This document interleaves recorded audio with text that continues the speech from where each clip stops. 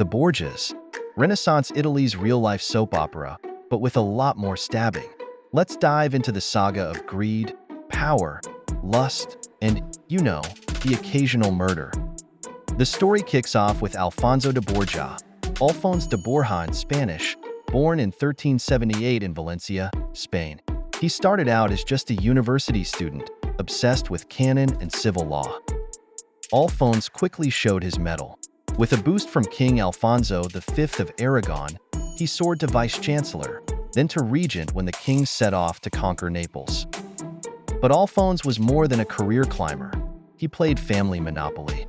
His ambitions landed him the cardinal's hat, and by 1455, when Pope Nicholas V passed away, he ascended as Pope Calixtus III, a Spanish pope in Italy. He snagged the position because they wanted an outsider free from the dominant factions and thought he wouldn't last long at the age of 77. Well, they were wrong. While Calixtus III was all about promoting his family, he wasn't afraid to flex his papal muscles even against old allies. When King Alfonso V begged for a crusade to help his Naples conquests, Calixtus gave him the cold shoulder. The real kicker? He refused to annul King Alfonso's marriage to Queen Maria, sparking a royal rift. But Calixtus's real legacy? Planting the Borgia seeds in Rome. Now, onto nepotism. He thrust his nephews Rodrigo and Pedro into the cardinal ranks before they were even shaving. Their youthful debauchery and overt power grabs lit up Rome like a Christmas tree. Rodrigo was a piece of work. While managing church real estate, he also played soldier on the side. When Calixtus died in 1458, he hustled hard and helped elect Pope Pius II, securing his spot as a major Vatican VIP. But Rodrigo was just getting started. Fast forward to 1492, Rodrigo became Pope Alexander VI. His papacy was the peak of Borgia power and corruption. The Vatican under Alexander was less holy ground, more battleground. He was a man of insatiable appetites, power, women, luxury, and his illegitimate children, including the infamous Lucrezia, were no secret. Speaking of Lucrezia, let's set the record straight.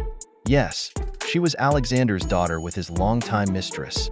And yes, rumors of incest with both her father and her brother Cesare swirled around her. Whether these whispers were true or just malicious gossip by their enemies, they added a thick layer of intrigue to the Borgia reputation. Now on to Cesare Borgia. Forget Prince Charming, think Prince Alarming. This guy was ruthless. A cardinal turned warlord with a rap sheet as long as your arm. Cesare Borgia's ambition knew no bounds, and his influence over his father, Pope Alexander VI, was unmistakable. Those seeking papal appointments and favors soon found it more advantageous to approach the son, rather than the Pope himself, and Alexander seemed to endorse Cesare's assertive strategies.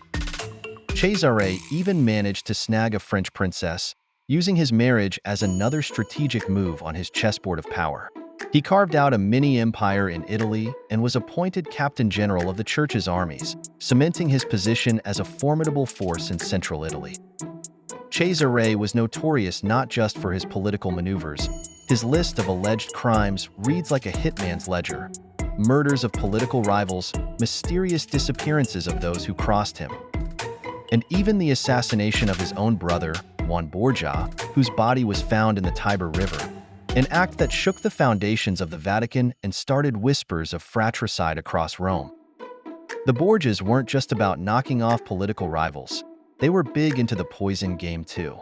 Legend has it that Pope Alexander VI and Cesare Borgia hosted a wild orgy dinner party in his Vatican digs, featuring 50 of Rome's finest courtesans, known as the Banquet of Chestnuts. This notorious night was all about orgies and plotting murders, sealing their scandalous rep. The evening kicked off with a classy dinner, but as the plates cleared, things got wild. The courtesans shimmy out of their dresses and start a game of floor chestnut hunting. Yes, you heard that right, naked, scooting around picking up nuts while the candles flicker on the floor. And who's there watching? The Pope himself, along with his kids Cesare and Lucrezia. The night ramps up when prizes are promised to the guests who can, let's say, make the most of their evening with the ladies. Even Lucrezia Borgia often was rumored to be mixed up in these shady activities. Her marriages were chess moves, and her exits from them often left a trail of suspicion and death.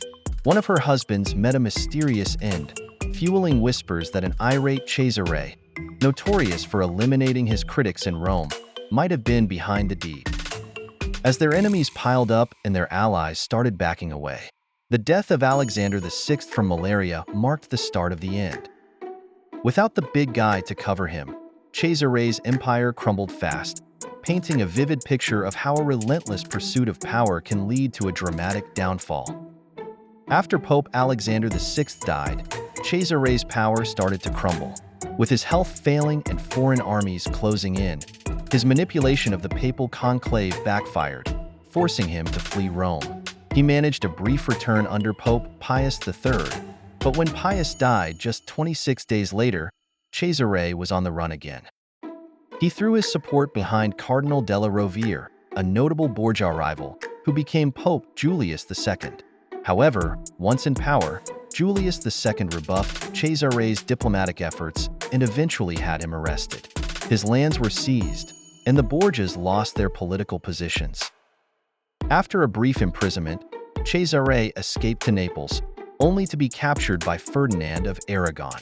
After 2 years, he escaped but was killed in a skirmish in 1507 at the age of 31. Meanwhile, Lucrezia remarried Alfonso d'Este, thrived as regent of Ferrara, and died in 1519. Post-Cesare and Lucrezia, the Borgia mojo seriously fizzled. No Borgias ever matched Alexander VI's clout. The Borgias, notorious for corruption, cruelty, and murder, became just history by the late 1700s.